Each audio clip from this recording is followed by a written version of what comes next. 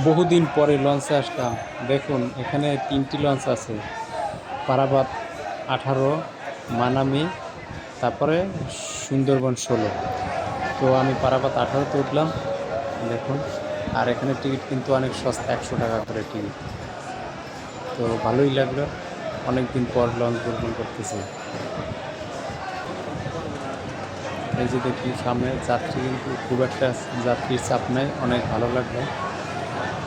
আর লঞ্চে ভ্রমণ করে একটা সুবিধা দেখুন, যে যার মতো করে চলতেছে, কেউ ছবি তুলতেছে, কেউ বাচ্চা নিয়ে ঘুরতেছে। তো ভালোই লাগলো।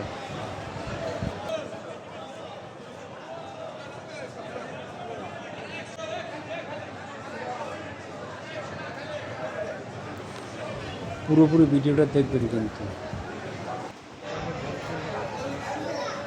এটা হলো নিচতলায় ডেকের অবস্থা, দেখুন ভালোই যাত্রী আছে কিন্তু।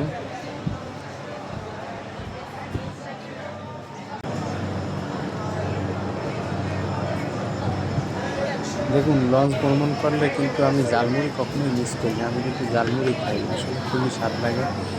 এই যে আবার খেলনা বিক্রি করতেছে। তো দোতলার অবস্থা যদি আপনাদের দেখায়,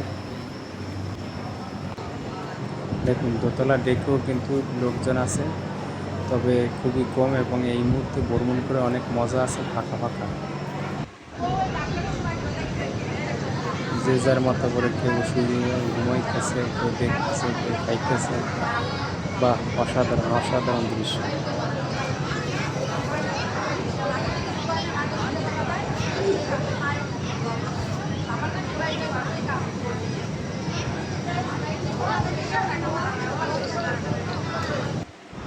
এই দেখুন, এখন বাজে রাত 3টা। দেখুন রাত 3টার অবস্থা দেখুন। লঞ্চে ভ্রমণ কেন করবে না মানুষ, যে এভাবে আরাম করে যাওয়া যায় যদি কোথাও তো কেনা যায়।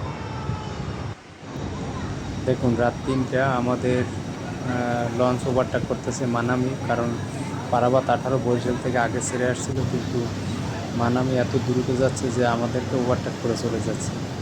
তো আপনারা অনেকেই জানেন, মানামি এবং অ্যাডভান্সার এই দুটি লঞ্চ কিন্তু বরাবরই আগে যায়, সবার আগে যায়। তো যেহেতু মানামি আমাদের আগে ওভারটেক করে উঠছে, তো দেখতে পাচ্ছি। আর এই মুহূর্তে আমি আছি বরিশাল, ঢাকা বরিশালের সবচেয়ে বড় লঞ্চ, যেটা পারাবাত 18তে।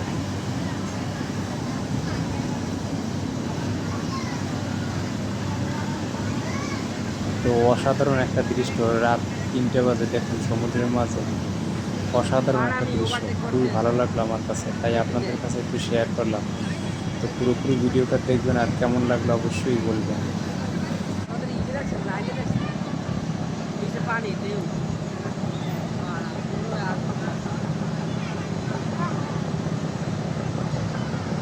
আর ওই যে দূরে দেখা যাচ্ছে, ওইটি কিন্তু সুন্দরবন 16।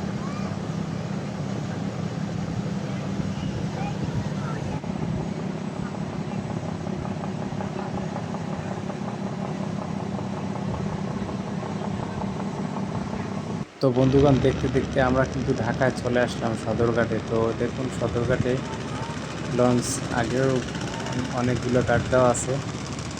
তো সবাই ভালো থাকবেন। ভিডিওটা কেমন লাগলো অবশ্যই কমেন্ট করে জানাবেন। আল্লাহ হাফেজ।